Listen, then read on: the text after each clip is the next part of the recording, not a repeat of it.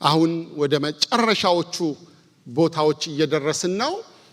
ምናልባት ኢንፈሲስ እየሰጠን የምናያቸው አንዳንድ ሐሳቦች ይኖራሉ። ያንዳንዱን ክፍል እንደተለመደው መሄድ ሊያስቸግረን ይችላል። የሚታወቁ ዋና ዋና የሆኑ ጉዳዮች ላይ ትኩረት ሰጥቼ ለመናገር ሞክራለሁ። ይሄ የራእይን መጽሐፍ ስንመለከት ምዕራፍ 4 እና 5ን በንጥቀት መንፈስ ስላየን ንጥቀት ከሆነ በኋላ የ7 ዓመት መከራ ይሆናል ብለናል። የ7 ዓመት መከራ መፈጸሚያ አካባቢ የአርማጌዶን ጦርነት እንደሚሆን አንስተናል። በሰማይ የ7 ዓመት ቆይታ ጊዜ ቤተክርስቲያን አክሊል የምትወስድበት ሽልማት የምትቀበልበት እንደገናም ደግሞ የበጉ ሰርግ የሚሆንበት ይሆናል። ከዛ ዳግም ምጽአት ነው የሚሆነው። 7 ዓመት ካለቀ በኋላ ጌታ ኢየሱስ ክርስቶስ ተመልሶ ከቅዱሳኑ ጋር በነጭ ፈረስ ተቀምጦ እኛም ደግሞ እንደዚሁ በነጭ ፈረስ ተቀምጠን አጅበነው እንመጣለን ማለት ነው። እንደሱ በሚሆንበት ጊዜ ወዲያው የሚሆን ሰይጣን ለ1000 ዓመት ይታሰራል። ከዛ ደግሞ የ1000 ዓመት መንግስት ይጀምራል። ከዛ እንደገና ለአጭር ጊዜ ሰይጣን ተፈቶ የጎግና ማንጎግ ጦርነት ይሆናል።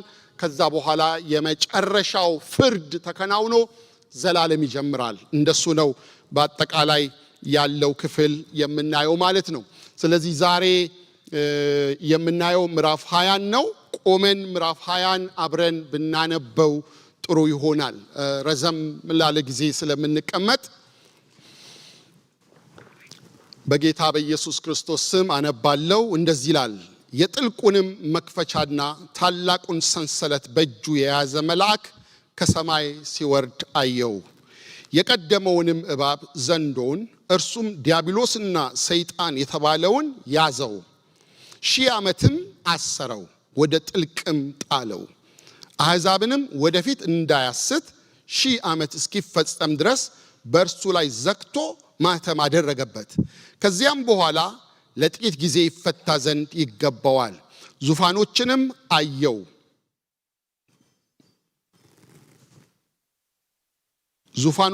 አየው፣ በእነርሱም ላይ ለተቀመጡት ዳኝነት ተሰጣቸው።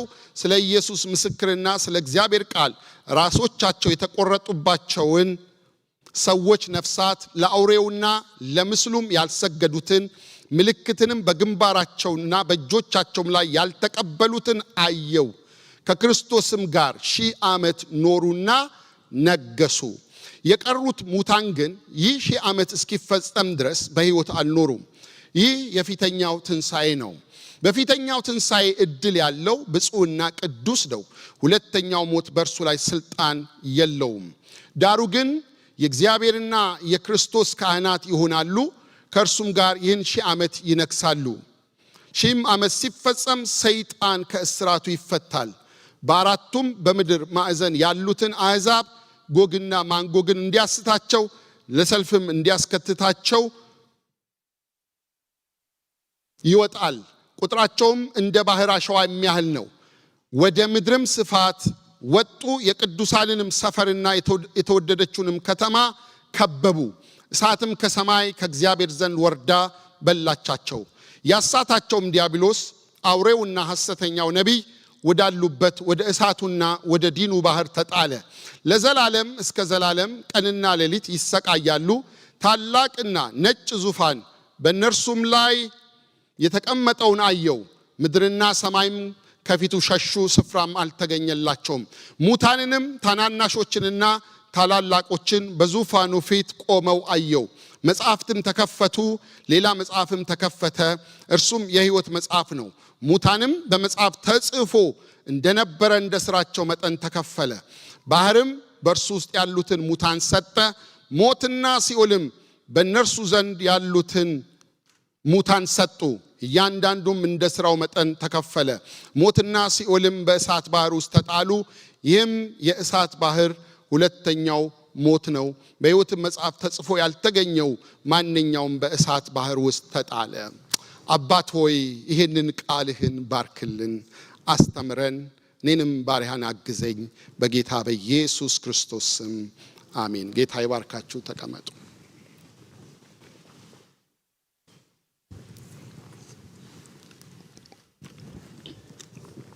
በዚህ ምዕራፍ ውስጥ ሶስት ዋና ሐሳቦች አሉ ምናየው አሁን ባነበብኩላችሁ ክፍል ውስጥ። አንደኛው የሺህ ዓመት መንግስት ጉዳይ ተጠቅሷል። ሁለተኛ የጎግና ማጎግ ጦርነት፣ የጎግ ማጎግ ጦርነት ተጠቅሷል። እንደዚሁም ደግሞ የነጩ ዙፋን ፍርድ ተጠቅሷል። የሺህ ዓመት መንግስት ከቁጥር 1 እስከ 7 ባነበብነው ክፍል ላይ ተጠቅሷል። የዚህ የሺህ ዓመት መንግስትን በተመለከተ ሶስት አመለካከቶች አሉ። እሱን ፈጠን ብዬ ላሳያችሁ። የመጀመሪያው ፕሪሚሊኒያሊዝም የሚል ቅድመ ሺህ ዓመት የሚል እይታ አለ። ይሄም ኢየሱስ ለ1000 ዓመት ከ1000 ዓመት መንግስት በፊት ይመጣና 1000 ዓመት ይጀምራል የሚል ቅድመ ሺህ ዓመት የሚል እይታ ነው። በምድር ላይ በአካል ለ1000 ዓመት ይገዛል፣ ለ1000 ዓመት ይገዛል። እንደዚሁም ደግሞ ሰይጣን ለ1000 ዓመት ይታሰራል። ከዛ ከ1000 ዓመት በኋላ የመጨረሻው ፍርድ ይሆናል የሚል ነው። ይሄ ቅድመ ሺህ ዓመት የሚል እይታ ብዙዎቻችን የምንቀበለው የምናምነው የምንከተለው ይህንን እይታ ነው። ይሄ እይታ ምናልባት በስዕሉ ላይ ልታዩት ትችላላችሁ። የኢየሱስን የመጀመሪያ ምጽአት መስቀሉን ካየን በኋላ የቤተ ክርስቲያን ዘመን ውስጥ ነው ያለነው። ባለፈው ተናግሬ ያለው የቤተ ክርስቲያን ዘመን አልቆ ቤተ ክርስቲያን ስትወሰድ ነው መከራው የሚጀምረው። ከዛ ደግሞ ጌታ ኢየሱስ ክርስቶስ ተመልሶ ሲመጣ የሺህ ዓመት መንግስት ይሆናል። መጨረሻ ላይ የመጨረሻው ትንሣኤ ፍርድ ሆኖ ዘላለም ይጀምራል ማለት ነው። ከዛ ደግሞ ፖስት ሚሊኒያሊዝም የሚል እይታ አለ። ቅድመ ድህረ ሺህ ዓመት ፖስት ድህረ ነው፣ ድህረ ሺህ ዓመት ጌታ ይሄን እይታ የሚከተሉ ሰዎች ሺህ ዓመት የቁጥር ጉዳይ ሳይሆን ረጅም ዘመንን የሚያሳይ ነው፣ ሊትራል ሺህ ዓመት ማለት አይደለም የሚል እይታ አላቸው። በዚህ ውስጥ ወንጌል ቀስ በቀስ እየተዳረሰ በሺህ ዓመት መንግስት ይሆናል የተባለው ሰላም ይመጣል። ወንጌል ኃይሉን ታላቅነቱን ገልጦ ሰዎች ስለሚለወጡ የአመጽ አሰራር እየቀነሰ ይመጣል። ጌታ ደግሞ ከዛ በዓለም ላይ ይፈርዳል የሚል እነዚህ በተለይ በወንጌል ስርጭትና በታድሶ በማህበረሰብ ለውጥ ላይ የሚያተኩር እይታ ያለው አመለካከት ነው። ይሄም አንዱ እይታ ነው በመጽሐፍ ቅዱስ አስተማሪዎች ዘንድ ማለት ነው። ከዛ ደግሞ አሜሊያኒዝም ወይም ደግሞ ሺህ ዓመት የሚባል የለም የሚል ደግሞ ሶስተኛ እይታ አለ። ሺህ ዓመት የለም እንዲሉ ያስቻላቸው ብዙ የመጽሐፍ ቅዱስ ጥቅሶች ስለ ሺህ ዓመት የሚናገር ሐሳቦች አሉ እንጂ ሺህ ዓመት የሚል አንድ ቦታ በተጠቀሰ ጥቅስ ላይ ቆመን ስለ ሺህ ዓመት መናገር አይቻልም የሚል ክርክር ያነሳሉ። ይሄ ሺህ ዓመት ምሳሌያዊ አነጋገር ሲሆን ጌታ ኢየሱስ ክርስቶስ በሰማይ ሆኖ የሚነክስበት እንጂ ሌላ ነገር አይደለም የሚል እይታ አላቸው። የሺህ ዓመት መንግስት በጌታ የመጀመሪያው ምጽአትና በሁለተኛው ምጽአት መካከል ያለውን ዘመን የሚያሳይ ዘመን ነው። ወንጌል የሚሰበክበት ያ ዘመን ጌታ የሚነክስበት በሰማይ ሆኖ ዓለምን የሚያስተዳድርበት እንደገናም ደግሞ በቤተ ክርስቲያን ውስጥ ሆኖ የሚነክስበት እንጂ ሺህ ዓመት የሚባል ነገር የለም የሚል እይታ ያላቸው አስተማሪዎች አሉ። እነዚህ እንዲሁ እንደ መግቢያ እንድታዩት ነው። እኛ ግን ዛሬ የሺህ ዓመት መንግስት የሚሆኑትን ነገሮች እናነሳለን። እኛ ሺህ ዓመት መንግስት አለ ብለን ነው ምናምነው። የሺህ ዓመት መንግስት አሁን እንዳልኳችሁ ጌታ ኢየሱስ ክርስቶስ ተመልሶ ሲመጣ ከ7 ዓመት መከራ በኋላ ተመልሶ ሲመጣ የሚጀምር ዘመን ነው። ለ1000 ዓመት ኢየሱስ ክርስቶስ በምድር ላይ በአካል መጥቶ ይነክሳል። ቅዱሳን ከሱ ጋር አብረው ይነክሳሉ። የሺህ ዓመት መንግስት 3 ክስተቶች እንደገናም ደግሞ 5 ባህሪያቶችን ላሳያችሁ። እነዚህን 3 ክስተቶች ሰፋ አድርገን ዘርዘር ልናረጋቸው እንሞክራለን። 5ቱንም ባህሪያት በሰፊው ሌሎችንም ተጨማሪ ባህሪያት እያነሳን ለማየት እንሞክራለን። ትኩረት የምንሰጠው ዛሬ በዋናነት በሺህ ዓመት መንግስት ይሆናል። በጥቂቱ ደግሞ ስለ ነጩ ዙፋን እናያለን። ጎግ ማጎግን እንዲሁ ጠቆም አድርጌ አልፋለሁ። በሺህ ዓመት መንግስት አንደኛ ዲያብሎስ በጥልቁ ምን ይሆናል? ይታሰራል። እግዚአብሔር የተባረከ ይሁን። ምድር ያለ ሰይጣን የምትሆንበት ዘመን ይመጣል ማለት ነው። ለ1000 ዓመት ይታሰራል። ሁለተኛ ኢየሱስ በምድር ላይ ይነግሳል። በአካል መጥቶ በኢየሩሳሌም ዙፋኑን አድርጎ በምድር ላይ ይነግሳል። ሶስተኛ ቅዱሳን ከሞት ይነሳሉ። የሺው ዓመት መንግስት 5 ባህሪያትን ሳነሳላችሁ የሰላም መንግስት፣ የጤንነት መንግስት፣ የረጅም ዕድሜ መንግስት፣ የብልጥግና መንግስት፣ የፍትህ መንግስት ይሆናል የሚሉትን ነገሮች ማየትን ሞክረ። እዚህ ውስጥ በጣም የታጨቁ ሐሳቦች አሉ። በዚህ የሺህ ዓመት መንግስት ወቅት ከላይ እንዳየነው ሰይጣን ይታሰራል። የጥፋት ኃይል፣ የርኩሰት ኃይል በምድር ላይ ይጠፋል ማለት ነው።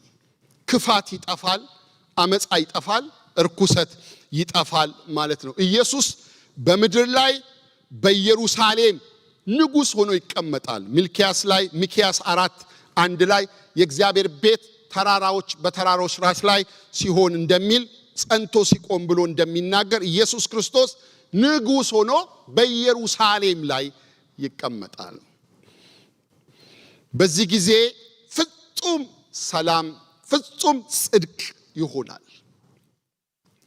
ደስ ይላል። ምንም አይነት ችግር የማይኖርበት፣ ህመም በሽታ የማይኖርበት ወቅት ይሆናል። የሺህ ዓመት መንግስት ሰይጣን ስለታሰረ፣ የአመጽ ኃይል ስለታሰረ ምድር በሰላም ትሞላለች። ምድር ለምለም ትሆናለች። ኤደን ገነት ትሆናለች። የጽድቅ ምድር፣ የሰላም ምድር፣ የደስታ ምድር፣ የእረፍት ምድር ትሆናለች። ክፋት ስለተያዘ፣ አመጽ ስለተያዘ፣ ተንኮል ስለተያዘ ምድር ገነት ትሆናለች። ደስ የሚል ኢንቫይሮንመንት ይሆናል። ለምን? ንጉሱ በምድር ላይ ስላለ፣ ንጉሱ በምድር ላይ ስለመጣ። እንደዚሁ ምድር እግዚአብሔርን በማወቅ ትሞላለች። እግዚአብሔር ይገለጣል። ሰዎች እግዚአብሔርን በማወቅ ይሞላሉ። ልክ ውሃ ምድርን እንደሚከድን ሰው እግዚአብሔርን በማወቅ ይሞላል። ዕውቀት ያገኛል። ስለ እግዚአብሔር ያውቃል። እግዚአብሔርን የሚያውቅበት ዘመን ይሆናል። አዲስ ሕግ ይወጣል ከንጉሱ ማለት ነው። አዲስ አሰራር ይወጣል። እስራኤል የምትተዳደረው አሁን ሕግ ንጉሱ በሚያወጣው ሕግ ይሆናል። ምድር አዲስ ሕግ ትቀበላለች። ዕድሜ ይረዝማል። ረጅም ዘመን ሰዎች ይኖራሉ። ልክ ከምዕራፍ 5 ዘፍጥረት ላይ ትዝ ይላችሁ ከሆነ ማቱሳላ 969 ዓመት ኖረ ይላል። ኦልሞስት በዛ ዘመን የሞቱ ሁሉ የ1000 ዓመት ዕድሜ ገደማ ኖረው ነው የሞቱት። በጣም ረጅም ዕድሜ። እሱ ነው የሚደገመው። በዛ ዘመን በዚህ በሚመጣው የሺህ ዓመት መንግስት ረጅም ዕድሜ ሰዎች መኖር ይጀምራሉ። እነዚህ ሰዎች በአካል 1000 ዓመት የገቡ ሰዎች ናቸው። እኛ ከክርስቶስ ጋር በትንሣኤው አካል ስለምንመጣ እኛ የምንለብሰው አካል የማይሞት አካል ይሆናል። የትንሣኤ አካል ነው። አዲስ አካል ነው። ግን ጌታን አግኝተው በመከራ ጸንተው ተለውጠው በአካል የነበሩ ሰዎች ወደዚህ የሺህ ዓመት መንግስት የሚያገቡ የሚወልዱ ልጆች ይወለዳሉ። ትዳር ይኖራል። የሚያገቡ የሚወልዱት ግን እነማን ናቸው? በአካል ወደዚህ ወደ ሺህ ዓመት መንግስት የገቡት ናቸው ማለት ነው። እግዚአብሔር አንድ ስሙም አንድ ይሆናል ማለት ሌላ ሃይማኖት ከምድር ይጠፋል። ምንም አይነት እምነትና ሃይማኖት አይኖርም በዚህ የሺህ ዓመት መንግስት ማለት ነው። ንጉሱ በምድር ላይ ስለነገሰ ማለት ነው። ጦርነት ይሻራል። ሰይፋቸውን ማረሻ ለማድረግ ይቀይሩታል። የጦር መሳሪያ በሙሉ አገልግሎቱ ያልቃል፣ ኤክስፓየር ያደርጋል። ዘመኑ በኢየሱስ ክርስቶስ አገዛዝ ስር ስለሚሆን ማለት ነው። ፍትህ የሞላበት፣ ጽድቅ የሞላበት፣ ኮራፕሽን የሌለበት፣ ጉቦ የሌለበት፣ ሙስና የሌለበት ዘመን ይሆናል። ለምን? ከክርስቶስ ጋር የነገሱት ቅዱሳን ስለሆኑ፣ እኔና እናንተ ስለሆንን።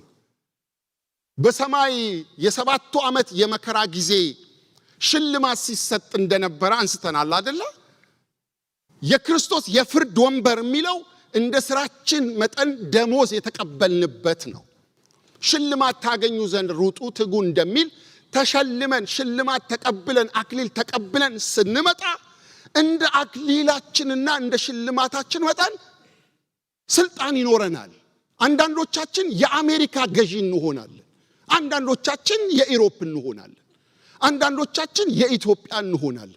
እግዚአብሔር በተለያየ ኃላፊነት ላይ በክርስቶስ በኩል እንድንነግስ እንሆናለን በዚህ የሺህ ዓመት መንግስት ማለት። ስለዚህ ምን አይኖርም ማለት ነው?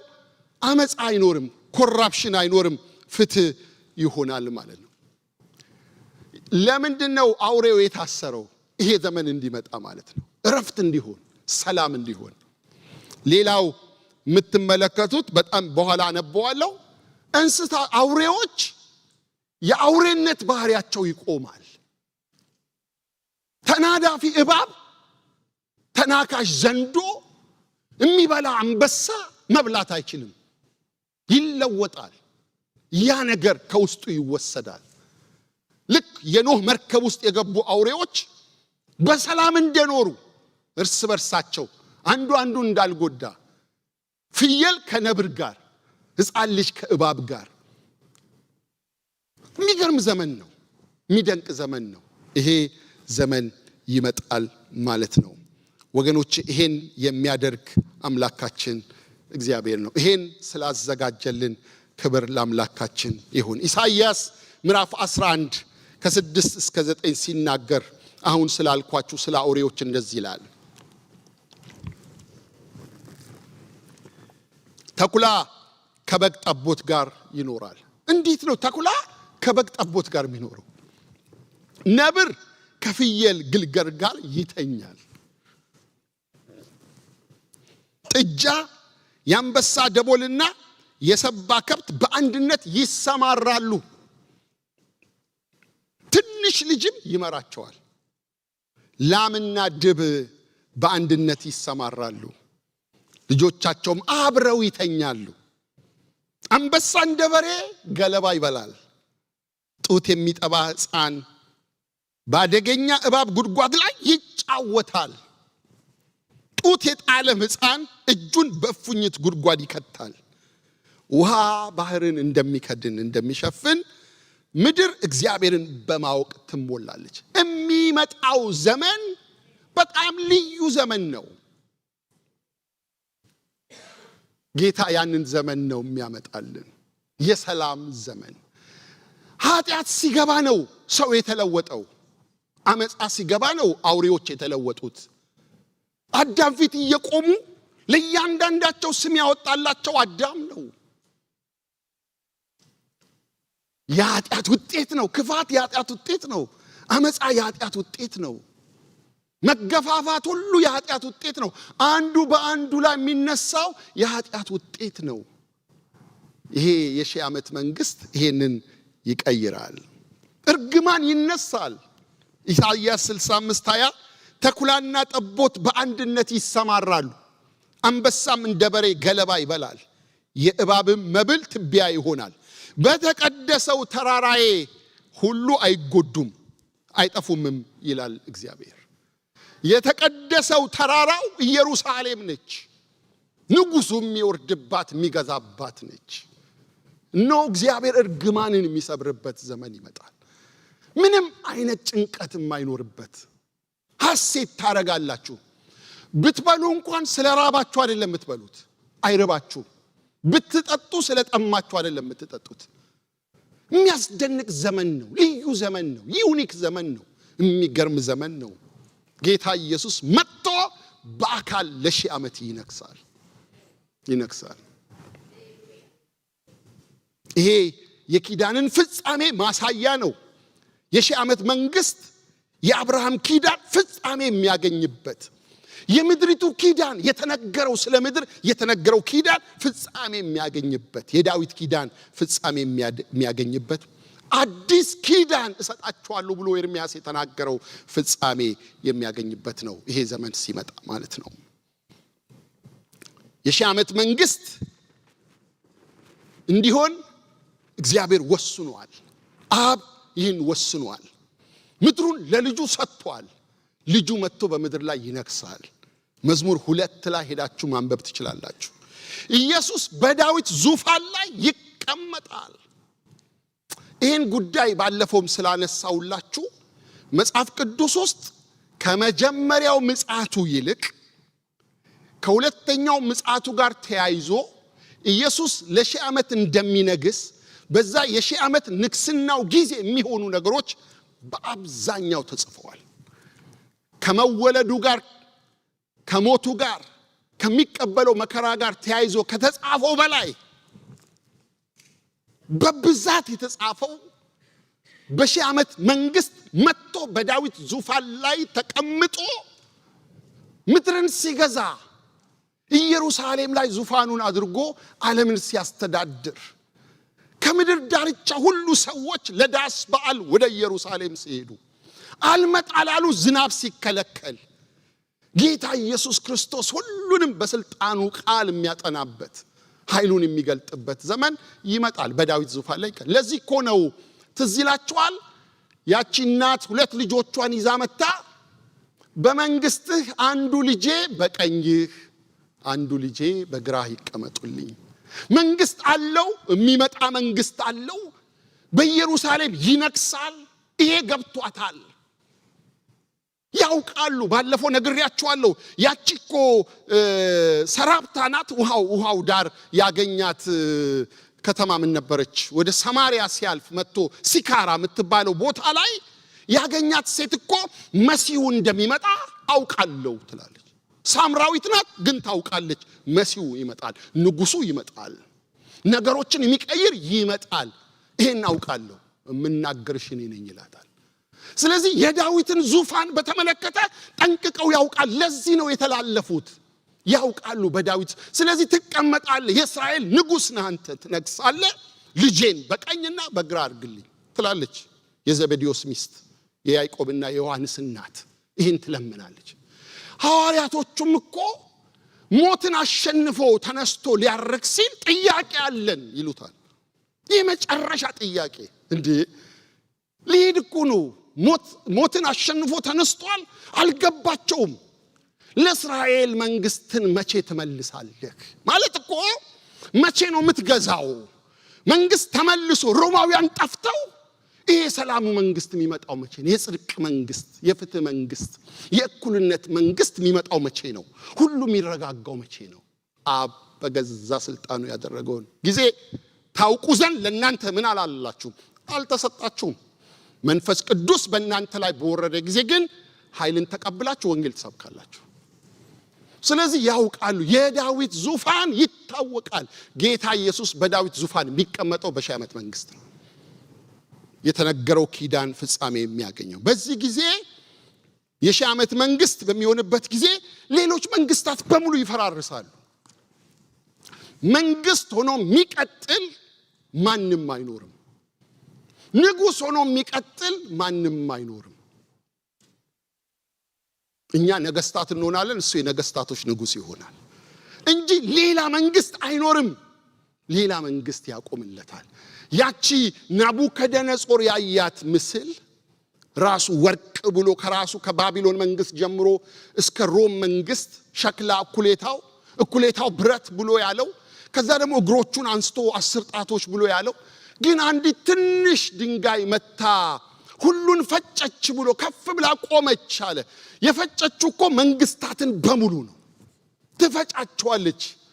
የኢየሱስ መንግስት እቺ ትንሿ ድንጋይ ሁሉን አድቅቃ ከፍ ብላ የምትወጣ ብቻዋን የምትነግስ መንግስት እንደሱ ይሆናል። የዓለም ህዝብ ሁሉ ያመልኩታል። ዳንኤል 7:14 ላይ ማየት ትችላላችሁ። በጽድቅ ምድርን ያስተዳድራል። ኢየሩሳሌም የእግዚአብሔር ተራራ ትባላለች። ሃሌሉያ! እቺ ምድር የተባረከች ምድር ናት። ኢየሩሳሌም የእግዚአብሔር ተራራ ትሆናለች። ወገኖቼ መጽሐፍ ቅዱሳችንን ሙሉን መጽሐፍ ስናይ እነዚህ 4 ነገሮች ናቸው ያሉት። አንደኛ ፍጥረት፣ ዘፍጥረት 1 እና 2። ከዛ ውድቀት ዘፍጥረት 3 ጀምሮ የሚመጣው ታሪክ፣ ከዛ በኋላ መዋጀት፣ የጌታ ሞት፣ የጌታ ትንሣኤ፣ መጨረሻ ህዳሴ ነው፣ ሪስቶሬሽን ነው። ክሪኤሽን፣ ፎል፣ ሪደምፕሽን ኤንድ ሪስቶሬሽን የሚሉት ማለት ነው። ሪስቶር ያደርገዋል ሁሉን። በሚቀጥለው ሳምንት የምናየው ምዕራፍ 21 እኮ ዘፍጥረት 2 እና 1 ነው የሚደገመው። ዘፍጥረት 2 እና 1 እግዚአብሔር ሪስቶር ያደርጋታል ይችን ምድር። እግዚአብሔር ያድሳታል ይችን ምድር። ክርስቶስ በዚህ ምድር ላይ ይነግሳል፣ የሰላም መንግስት ይሆናል።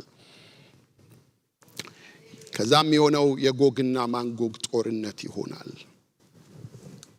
የሺህ ዓመት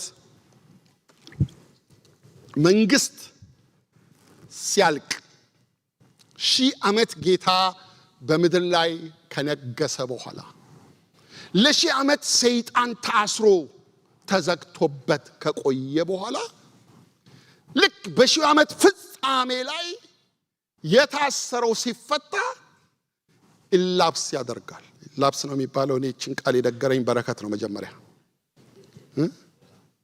ኢላፕስ። ተመልሶ አመጽ የሚሆንበት ለአጭር ጊዜ ክፋት እንደገና የሚንሰራራበት ይሄ መንግስት የጎግ ማጎግ መንግስት ጦርነቱ ሲመጣ ለምን ካላችሁ ሰይጣን እንደገና ተፈቷል። ወገኖቼ ሰይጣን እንዴት ክፉ ነው! ለአጭር ጊዜ ለቀቀው። ያ አንድ መልአክ ሰንሰለት ይዞ ወርዶ ያሰረውን ሰይጣን እንደገና ፈታው። ሲፈታው ማሳመጽ ይጀምራል። በዚህ የ1000 ዓመት መንግስት የተወለዱ ብዙ አሉ። ሰው ይበዛል፣ በጣም ይበዛል። ልክ ጌታ ኢየሱስ ክርስቶስ እስኪመጣ ድረስ ብዙ ህዝብ አልቋል። ምናልባት በዓለም ላይ 1/3 ገደማ ቢቀር ነው ብዙ ሰው አልቋል። ግን ቅዱሳኑን ይዞ መጥቶ በምድር ነቅሶ የገቡ እንዳልኳችሁ የሚወልዱ ብዙ ስላሉ ረጅም ዓመት ስለሚኖር እንደገና ምድር በሰው ትሞላለች። እነዚህን አዲሱን ትውልድ ለማሳት ይመጣል። ልክ የኤደን ገነትን ህይወት፣ የሰላም ህይወት፣ ራቁታቸውን ሆነው ሳይተፋፈሩ ይኖሩ የነበሩበትን ህይወት እባቡ መጥቶ እንዳሳታት፣ ከዚህ ዛፍ አትብሉ ብሏል ወይ ብሎ ጠይቆ እንድትበላ አድርጎ እንዳሳታት፣ ሔዋንን እንዳሳተ ሊያስት ይመጣል። ያን የሰላሙን ዘመን ሊያበላሽ ይመጣል። ግን አጭር ጊዜ ነች። ጦርነት ሊያስከትት ይመጣል። እናንብበው 7-10 1000 ዓመት ሲፈጸም ሰይጣን ከእስራቱ ይፈታል። በአራቱ የምድር ማዕዘናት ያሉትን ህዝቦች ጎግንና ማጎግን እያሳተ ለጦርነት ሊያሰልፋቸው ይወጣል። ቁጥራቸው በባህር ዳርቻ እንዳለ አሸዋ ነው። አያችሁ ምን ያህል ህዝብ እንዳለ። እነርሱም ወደ ምድር ሁሉ ወጥተው የቅዱሳንን ሰፈርና የተወደደችውን ከተማ ከበቡ።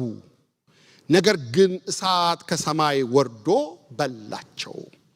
ያሳታቸው ዲያብሎስም አውሬውና ሐሰተኛው ነቢይ ወዳሉበት ወደ እሳቱና ወደ ዲኑ ባህር ተጣለ። እነርሱም ቀንና ሌሊት ከዘላለም እስከ ዘላለም ይሰቃያሉ ይላል።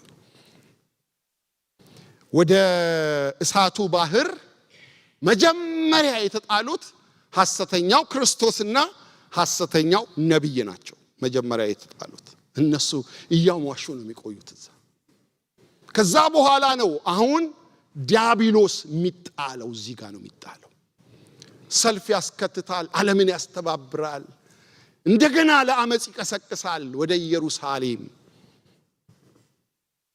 ቁጥር 9 ላይ እነርሱም ወደ ምድር ሁሉ ወጥተው የቅዱሳንን ሰፈርና የተወደደችውን ከተማ ከበቡ ይልና እሳት ከሰማይ ወረደ ይላል። ሃሌሉያ! ይከባሉ፣ ይመጣሉ፣ እንደገና ወደ ኢየሩሳሌም ይመጣሉ፣ ንጉሥ ወዳለበት ይመጣሉ።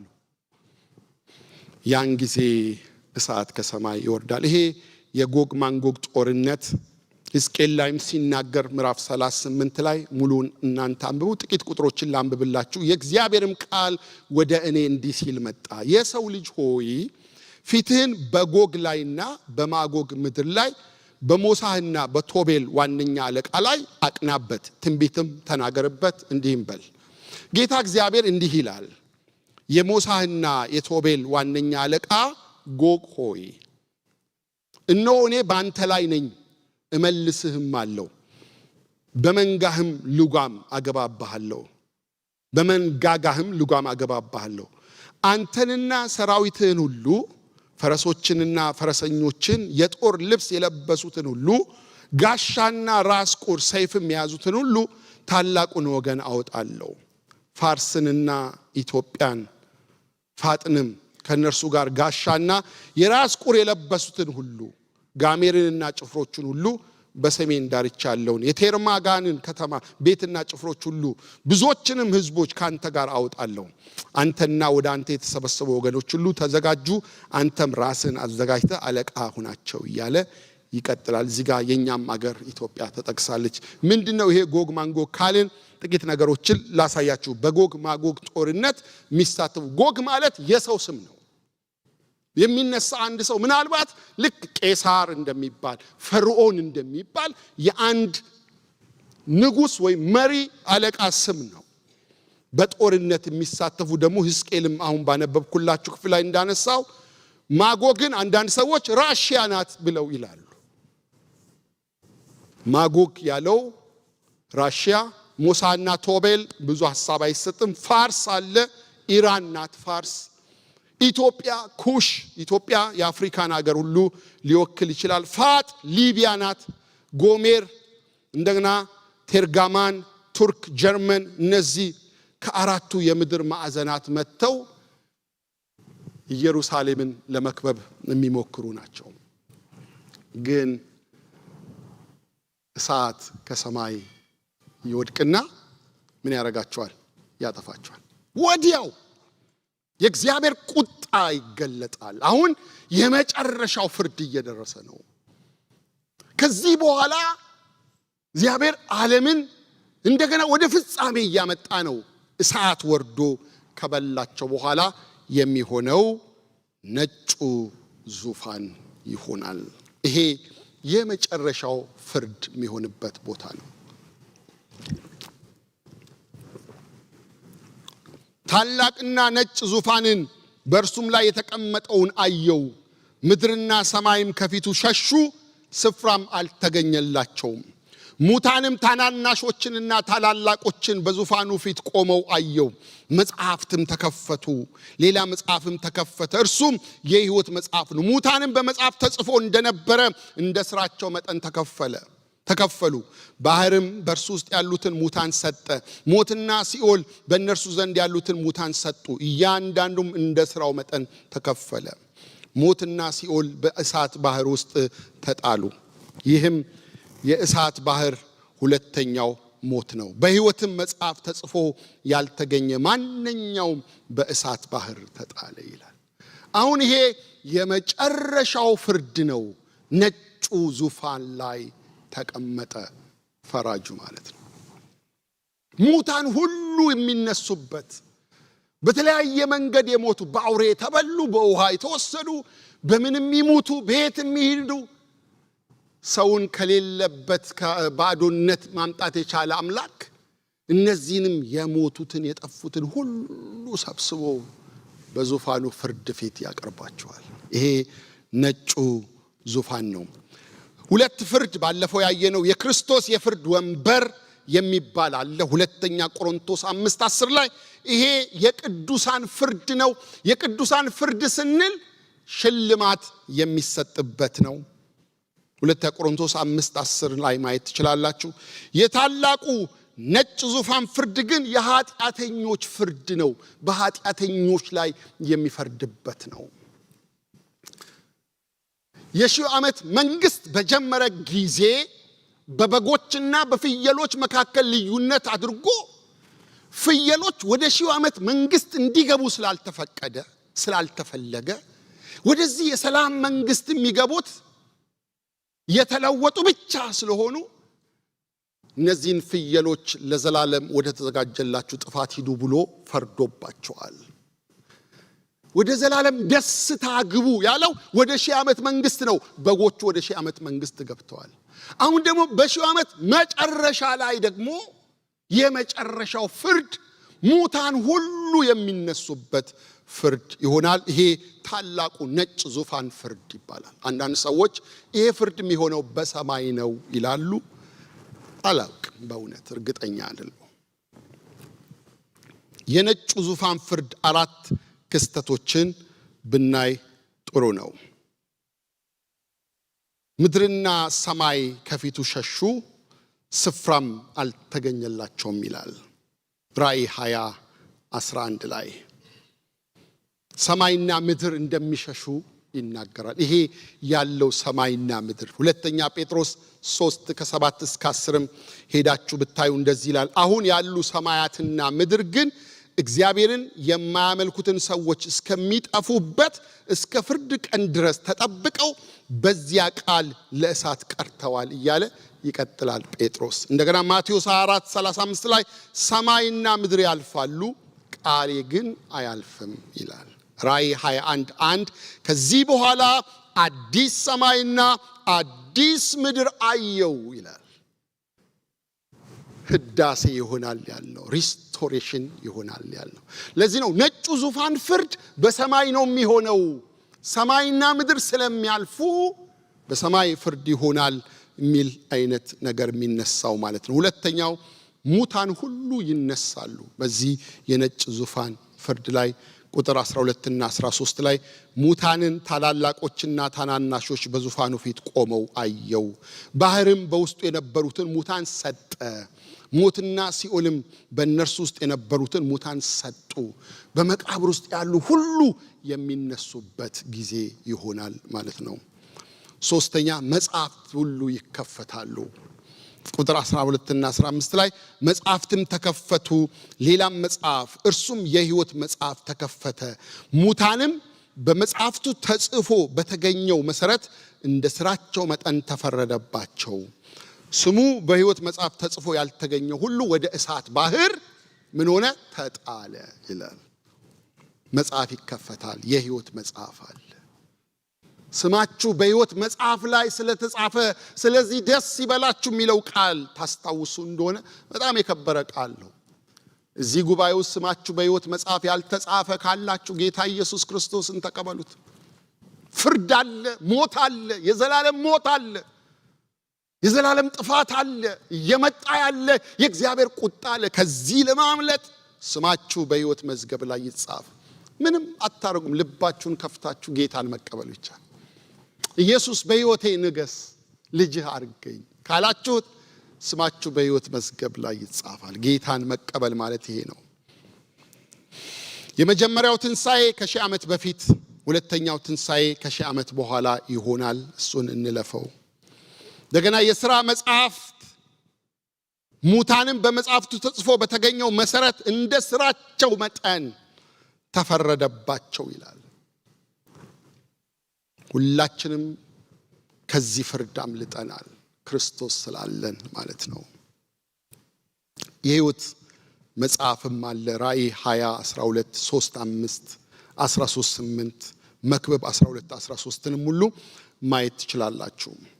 ሞትና ሲኦልም ይጣላሉ። ልክ ቅድም እንዳልኳችሁ ሐሰተኛው ክርስቶስና ሐሰተኛው ነቢይ ተጥሏል። ከዛ በኋላ ዲያብሎስ ተጥሏል። መጨረሻ ሞትና ሲኦል ራሳቸው እነሱም ወደዛ ባህር ወደ እሳት ባህር ይጣላሉ። ከዚያም በኋላ ሞትና ሲኦል ወደ እሳት ባህር ተጣሉ ይላል። የእሳት ባህር ሁለተኛው ሞት ነው። ስሙም በሕይወት መጽሐፍ ተጽፎ ያልተገኘው ሁሉ ወደ እሳት ባህር ምን ሆነ? ተጣለ ይላል። አሁን ያያችሁ የመጨረሻው ፍርድ ሆነ። ስሙ በዚህ የሕይወት መጽሐፍ በእግዚአብሔር ዘንድ ባለ መጽሐፍ ያልተጻፈ ሁሉ ወዴት ይጣላል? ወደ እሳት ባህር። እሳት ባህር በጣም ከባድ ነው። ለዘላለም መሰቃየት ነው። እረፍት የለም። መከራ ነው። ስቃይ ነው። ጭንቀት ነው። የዘላለም ስቃይ። የአንድ ቀን ስቃይ እንኳን እንዴት ከባድ እንደሆነ ታውቃላችሁ። ከዚህ ስቃይ ለመዳን ክርስቶስን ወደ ልባችሁ አስገቡት። ከዚህ ሞት ለመትረፍ ኢየሱስን ወደ ሕይወታችሁ አስገቡት። ወደ እሳቱ ባህር ይጣላሉ። ስለዚህ ምን እናድርግ የሚለውን ላሳያችሁና እንጨርሳለን። ስማችን በሰማይ ስለተጻፈ ደስ ይበለን። ይሄ ያየነው የእግዚአብሔር ፍርድ፣ ይሄ የዘላለም ሞት፣ የዘላለም ቁጣ፣ ሲኦል፣ እሳቱ ባህር ወገኖቼ እኛ አንጣልም። ለምን? ስማችን በሕይወት መዝገብ ተጽፏል። እስቲ አጠገባችሁ ያለውን ሰው ስም በሕይወት መዝገብ ተጽፏል ብላችሁ ንገሩት።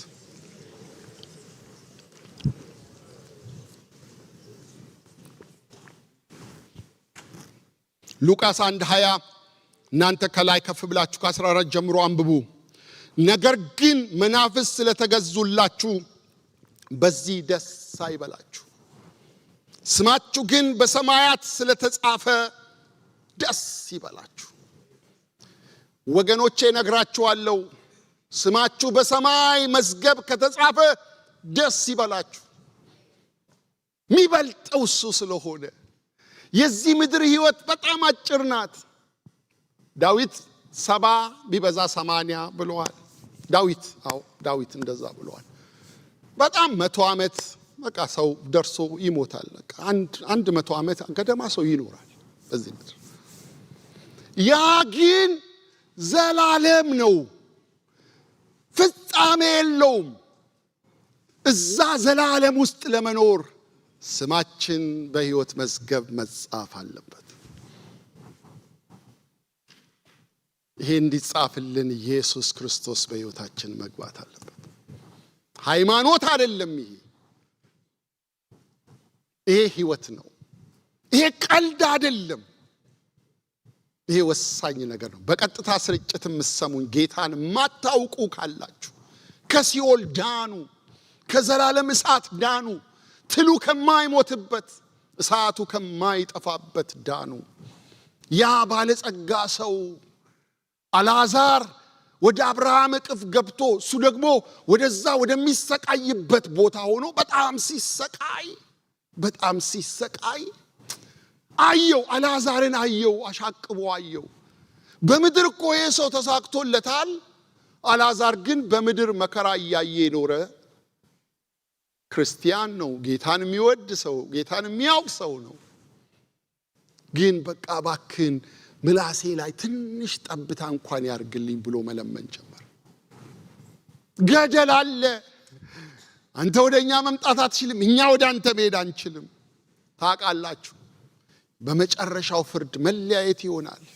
ጌታ ያለው ባል ከሆነ እሱ ወደ ገነት፣ ሚስት ወደ ሲኦል ልትሄድ ትችላለች። አባት ወደ ገነት፣ ልጅ ወደ ሲኦል ሊሄድ ይችላል። ወንድም ወደ ገነት፣ እህት ወደ ሲኦል ልትሄድ ትችላለች። ልንለያይ እንችላለን። እንዳንለያይ አብረን የእግዚአብሔርን ሕይወት እንድንካፈል ስማችን በሕይወት መዝገብ እንዲጻፍ ኢየሱስን እንቀበለው። በቃ ይሄ ሰው ምን አለ?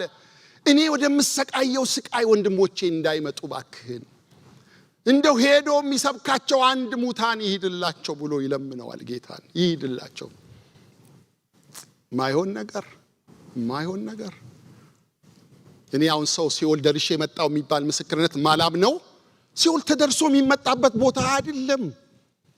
ኢምፖሲብል፣ ቅዠት ነው፣ ህልም ነው ያዩት እነዚህ ሰዎች። ሲኦልን አይቼ ጎብኝቼ ደርሼ መጣው የሚል ድሮ ኤልሻዳይ የሚባል መጽሔት ነበር። በጣም እንዲህ አይነት ነገር ብቻ የሚጽፍ ፌክ ነው፣ ድራማ ነው፣ ልቦለድ ነው። ሲኦል ተደርሶ የሚመጣበት ቦታ አይደለም። ሲኦል ጥልቅ ነው። ሲኦል ጨለማ ነው። ሲኦል የዘላለም ሞት ነው። ሲኦል ከእግዚአብሔር መለየት ነው። ሲኦል አደገኛ ቦታ ነው። ከዚህ ለመዳን ስማችን በሕይወት መዝገብ ላይ ይጻፋል። እናንተ ስማችሁ በሕይወት መዝገብ የተጻፈ ከናንተ ቀድሞ ወደ ጌታ የሄዱ ወገኖቻችሁ፣ ወንድሞቻችሁ፣ እህቶቻችሁ፣ ዘመዶቻችሁ፣ ጓደኞቻችሁ ታገኟቸዋላችሁ በትንሣኤ አካል። አንድ ሰው አንድ ጥያቄ ጠየቀኝ። ወደ ጌታ ስንሄድ በጣም አብረውን የነበሩ የምናውቃቸውን ሰዎች እናቃቸዋለን ወይ ብሎ ጠየቀ። በደንብ ነው የምናቃቸው። በደንብ እኔ የቤታችን ታላቅ ወንድማችን ወደ ጌታ ሄዷል። በደንብ ነው ማገኘው።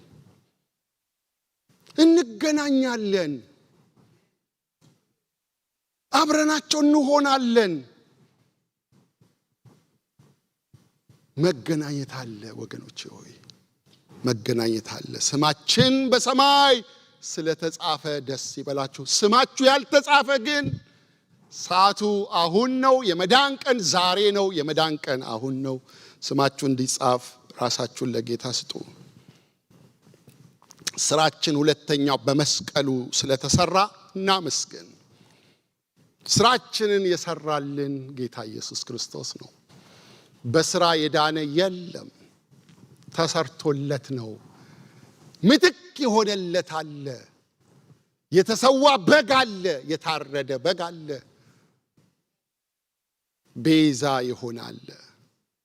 ኤፌሶን 1:5 ጀምሮ ሲናገር በበጎ ፈቃዱ እንደወደደ በኢየሱስ ክርስቶስ ሥራ ለእርሱ ልጆች ልንሆን አስቀድሞ ወሰነን ይላል። በማስራ አላችሁ፣ በማስራ በእኛ ስራ አይደለም። ማንም እንዳይመካ ከስራ አይደለም። ስራችን የመርገም ጨርቅ ነው። የሚበቃ የለም። የዓለም ሁሉ ቅዱሳን፣ የዓለም ሁሉ ጻድቃን፣ የዓለም ሁሉ በጣም የተለወጡ ሰዎች ተሰብስበው እነሱ ህይወት ውስጥ ያለ የጽድቅና የቅድስና ኃይል የክርስቶስን ስራ ጫፍ መድረስ አይችልም። ብቻውን ነው ያዳነን። እሱ ሰርቶ ነው እኛ ህይወት የተቀበልነው እንጂ ደካማዎች ነን። በውድ ልጁም እንዲያው የሰጠን የጸጋው ክብር ይመሰገን ዘንድ ይህን አደረገ። የጸጋው ክብር ምን ይደረግ ዘንድ? ይመሰገን ዘንድ ይህን አደረገ። ሃሌሉያ ሃሌሉያ። በውድ ልጁም እንደ ጸጋው ባለጠግነት መጠን በደሙ የተደረገ ቤዛነታችንን አገኘን። እርሱም የበደላችን ስርየት ነው። ተሰርዮልን ነው እንጂ እኛ ብቃት አግኝተን አይደለም። ይቅር ተብለን ነው። ምህረት ተደርጎልን ነው። ምትክ ስለተገኘ በእኛ ፈንታ የሞተ ስላለ ነው። እኛ እኮ ይሄን ጌታ ወደ ህይወታችን ጋብዘን ለሱ ራሳችንን ስንሰጥ ያ አሮጌው ማንነታችን ከኛ ይነሳል። አዲስ ማንነት እናገኛለን። የአዲሱ ማንነት ወገኖች ሆይ በክርስቶስ ሥራ የዳነ ማንነት ነው። በክርስቶስ ሥራ የጸደቀ ማንነት ነው። ራሳችንን በመስቀሉ ስራችን በመስቀሉ ስለተሰራ ምን እናርገው? እናመስግነው ጌታ። ስለ መዳናችሁ ጌታን አመስግኑ። ኤፌሶን 2:6 ጸጋው በእምነት አድኗችኋልና ይህም የእግዚአብሔር ስጦታ ነው እንጂ ከናንተ አይደለም፣ ማንም እንዳይመካ ከሥራ አይደለም ይላል። ጸጋው በእምነት አድኗቸዋል። እግዚአብሔር የተባረከ ይሁን። ራእይ 1:5 ላይ ለወደደንና ከኃጢአታችንም በደሙ ነፃ ላወጣን አምላኩንና አባቱን እንድናገለግልም መንግስትና ካህናት ላደረገን ለእርሱ ክብርና ኃይል ከዘላለም እስከ ዘላለም ይሁን አሜን ይላል። ምን ላረገን? ለወደደን። ወደደን እግዚአብሔር ለወደደን። ከኃጢአታችን ደግሞ በደሙ አነጻን፣ አጠበን፣ ለአምላኩ ለአባቱ እንድናገለግል መንግስት ካህናት አደረገን ይላል። ወገኖቼ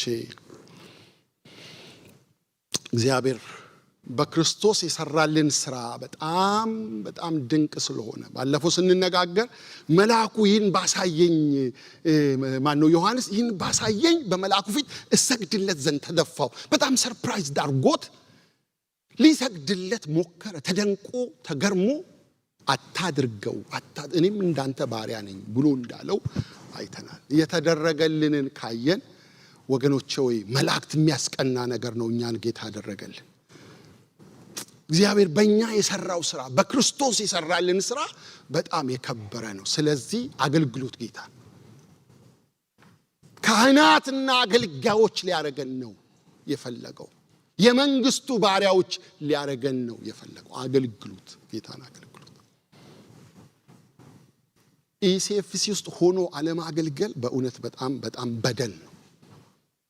የትኛውንም አገልግሎት ውስጥ ሆናችሁ ለማገልገል እድሉ ክፍት ነው። በውስጣችሁ ባለው በየትኛውም ጸጋ ልታገለግሉ የምትችሉበት ቤተክርስቲያን ውስጥ ነው ያላችሁት።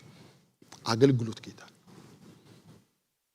በጣም ነው የምናበረታታው። ጸጋችሁን እናበረታታል፣ ጥሪያችሁን እናበረታታል፣ ውስጣችሁ ያለውን ነገር እናበረታታል። አገልግሎት ጌታ እንድናገለግለው ይፈልጋል። ሽልማት የሚገኘው በእኛ ስራ ነው፣ ራቱ ግን በሱ ስራ ነው ብያችኋለሁ። ምንም ሳታረግ ዝም ብለህ መጥተህ እሁድ ተካፍለህ ወንበር ላይ ተቀምጠህ ሄደ በጭንቅ ነው የምትድነው። ትድናለህ ግን በጭንቅ ነው። ሁሉ ሲሸለም፣ ሁሉ አክሊል ሲቀበል፣ ብድራት ሲወስድ፣ ምንም ሳትወስድ ሲቀር እንዴት ከባድ ነው! እንዴት ከባድ ነው!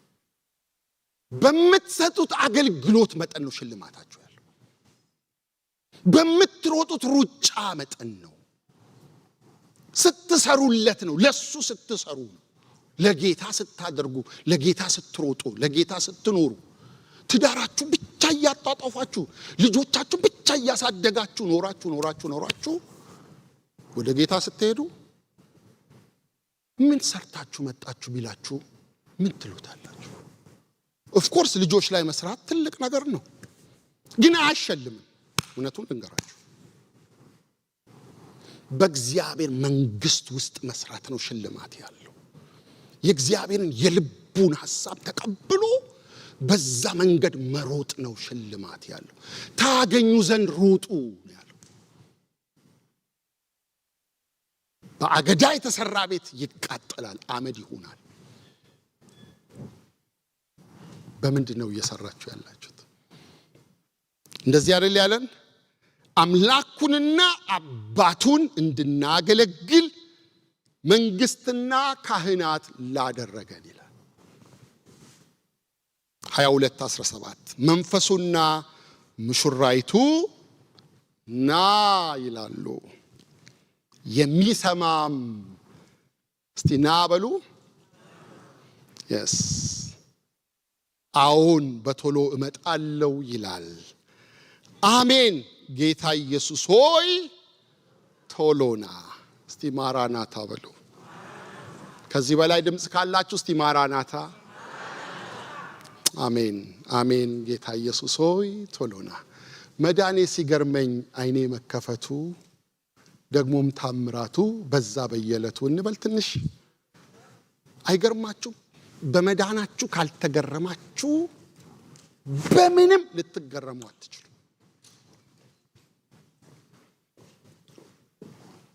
ምንም በዚህ ምድር ላይ የከበረ የምትሉት ነገር ከመዳናችሁ ጋር አይነጻጸርም። ከሲኦል ነው የወጣችሁት። ከሞት፣ ከዘላለም ሞት፣ ከጨለማ፣ ከድቅድቅ ጨለማ ለሰይጣንና ለመላእክቱ ወደ ተዘጋጀለት ወደዛ የገሃነም እሳት ወደ ሲኦል ወደ ጥልቁ ከመሄድ ነው የወጣችሁት። መቼ? ኢየሱስ ክርስቶስን ወደ ህይወታችሁ ስታመጡ። የዳናችሁ ሰዎች በመዳናችሁ ተገረሙ። ሃሌሉያ ሃሌሉያ ሃሌሉያ። መዳናችን አስደናቂ ነው። አስደናቂ ነው። አስደናቂ ነው። እንኳን ክርስቲያኖች ሆናችሁ፣ እንኳን ጴንጤ ሆናችሁ፣ እንኳን የጌታ ልጆች ሆናችሁ፣ እንኳን ኢየሱስን ወደዳችሁት፣ እንኳን ኢየሱስን ተከተላችሁት፣ ለዚህ ጌታ እንደገና ክብር አምጡለት። ይገባዋል። ሃሌሉያ ሃሌሉያ ሃሌሉያ ሃሌሉያ። እናንተ ስማችሁ በሕይወት መዝገብ ተጽፎላችኋል። በስራችሁ ሳይሆን በሱ ስራ፣ በሱ ማዳን፣ በሱ ምህረት ነው። ሃሌሉያ። እንቁምና መዳኔ ሲገርመኝ አይኔ መከፈቱ ብለን ትንሽ ደቂቃን ዘምርና የደህንነት ጥሪ ያደርጋሉ። ዛሬ ጌታን መቀበል ያለባቸው ሰዎች ካሉ ልባቸውን ለጌታ እንዲከፍቱ እንጸልይላቸዋለን። እዚህም ያሉ በርቀትም ሆነው የሚካፈሉ ክርስቶስን ያላገኙ ወደ ሞት እንዳይሄዱ፣ ወደ ጥፋት እንዳይሄዱ፣ ወደ ሲኦል እንዳይሄዱ እንጋብዛቸዋለን፣ ጥሪ እናደርግላቸዋለን። ግን የዳናችሁ እናንተ መዳኔ ሲገርመኝ አይኔ መከፈቱ በሉ።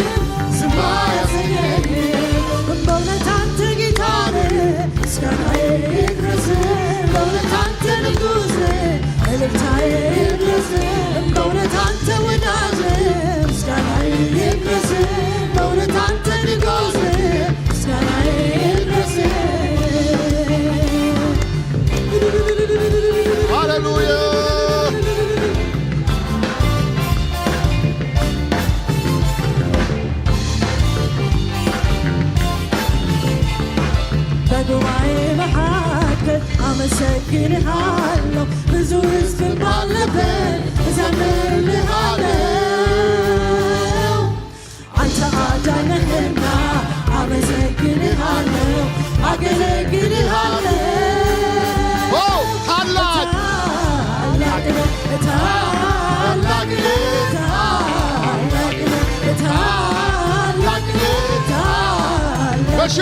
በሽብሸባ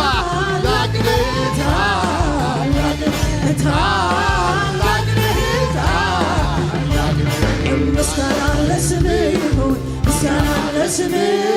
ምስጋና ለስምህ ይሁን ምስጋና ለስምህ ጌታ ላመስግንህ ክብር ይሁንልህ ጌታ ላመስግንህ ክብር ይሁንልህ። ሃሌሉያ! ለዚህ ጌታ በእልልታና በጭብጨባ ኦ ሃሌሉያ! ላዳነን ጌታ ላዳነን ጌታ ወገኖቼ፣ እኛ እኮ የንጉሥ ካህናት ነው የሆንነው። ለርስቱ የተለየ ቅዱስ ሕዝብ ነው የሆንነው። የእግዚአብሔር ወገን ነው የሆንነው። ኦ ሃሌሉያ! እንደገና ከፍ ያለ እልልታና ጭብጨባ ሃሌሉያ! ሃሌሉያ! አንገቶቻችሁን ዝቅ አርጋችሁ ስላልዳኑ ቤተሰቦቻችሁ፣ ወዳጆቻችሁ፣ ጓደኞቻችሁ ጥቂት ጸሎት አድርጉላቸው። ከኛ ጋር አብረው መንግስቱን እንዲወርሱ፣ ከኛ ጋር አብረው የዘላለም ሕይወት እንዲካፈሉ እንጸልያለን። ሁሉ ሰው ይጸልያል ጌታን እንዲያገኙ። ጌታ ሆይ አንተ በሌሊት ጆሮን ምትከፍትነ ጆሮአቸውን ክፈት በሉት። በተግሳጹ ማስደንገጥ ይችላል፣ አስደንግጠ ወደ መንግስት አምጣቸው በሉት። የክርስቶስን ሕይወት እንዲቀምሱ ጸልዩላቸው። ሃሌሉያ። እናንተ እየጸለያችሁ ነው ጥሪ ያረጋለሁ። እዚህ ጉባኤ እንኳን ይሄን ጌታ ያልተቀበለች ነፍስ ካለች ጌታን መቀበል እፈልጋለሁ፣ ከዘላለም ሕይወት ከዘላለም ሞት ወደ ዘላለም ሕይወት መሸጋገር እፈልጋለሁ የሚል ሰው ካለ እጁን ብቻ ቢያሳየኝ እኔ ጸልይለታለሁ። ለዛ ሰው ጌታን ያልተቀበለ ጌታን የማያውቅ የሃይማኖት ለውጥ አይደለም፣ በቃ ክርስቶስን ብቻ ወደ ልብ ማስገባት ነው። በቀጥታ ስርጭት ውስጥ የምትከታተሉ እናንተም ልባችሁን ክፈቱ ጌታን ለመቀበል። ጌታን ማታውቁ ይሄ ጊዜ አያምልጥባችሁ። ነገ በእናንተ እጅ አይደለም፣ የመዳን ቀን አሁን ነው። ጌታን ወደ ሕይወቴ ማስገባት ፈልጋለሁ የሚል ሰው ካለ እጁን ቢያሳየኝ ብጸልይለት ደስ ይለኛል፣ ጸሎት ባደርግለት። ሃሌሉያ ሃሌሉያ ሃሌሉያ ሃሌሉያ። እስቲ ጉባኤው ይሄን ጸሎት ከኔ ጋር አብሮ ይጸልያል። ጌታ ኢየሱስ ሆይ በሉ። አመሰግንሃለሁ ደምን አፍስሰህ ስላዳንከኝ፣ ልጅ ስላደረከኝ፣ የመንግስት ወራሽ ስላደረከኝ፣ ካንተ ጋር አብሬ ምነግስ ስላደረከኝ አመሰግንሃለሁ። በዚህ ሰዓት እኔን እንዳዳንከኝ ያልዳኑ ዘመዶቼን፣ ያልዳኑ ቤተሰቦቼን፣ ያልዳኑ ማውቃቸውን ጎረቤቶቼን፣ የማላቃቸውንም ጭምር እንድታድናቸው ጸልያለሁ። ወደዚህ እውነት እንዲመጡ እንድትረዳቸው ጸልያለሁ። ከጨለማ ወደ ብርሃን እንዲመጡ፣ ከድቅድቅ ጨለማ ወደሚያስደንቅ ብርሃን እንዲመጡ፣ ከዘላለም ሞት ወደ ዘላለም ሕይወት እንዲመጡ እንድትረዳቸው ለምንሃለሁ። ያልዳኑ ዘመዶቼ በሙሉ ይዳኑ። አንተን የማያውቁ ሁሉ ይወቁ። ይህን ስለምታደርግ አመሰግንሃለሁ። ክብር ላንተ ይሁን፣ ምስጋና ላንተ ይሁን። ስለ ቃልህ ስላስተማርከኝ አመሰግንሃለሁ። መዳኔን እያሰብኩ እንዳመሰግንህ እርዳኝ። ባንተ ሥራ እኔ ስለ ጸደቅኩ ይሄን እያመሰገንኩ እንድኖር እርዳኝ። እወድሃለሁ፣ አመልክሃለሁ፣ እገዛልሃለሁ። ዘመኔን ላንተ አሳልፌ እሰጣለሁ። በመድኃኒታችን በጌታ በኢየሱስ ክርስቶስ ስም አሜን። እግዚአብሔር ይባርካችሁ፣ እግዚአብሔር ይጠብቃችሁ፣ እግዚአብሔር ፊቱን ያብራላችሁ፣ ሰላሙን ይስጣችሁ። የእግዚአብሔር አብ ፍቅር፣ የልጁም የኢየሱስ ክርስቶስ ጸጋ፣ የመንፈስ ቅዱስ ኅብረት ከሁላችንም ጋር ይሁን። አሜን። ጌታ ይባርካችሁ። በሰላም ሂዱ። አሜን አሜን አሜን አሜን። ታንክ ዩ።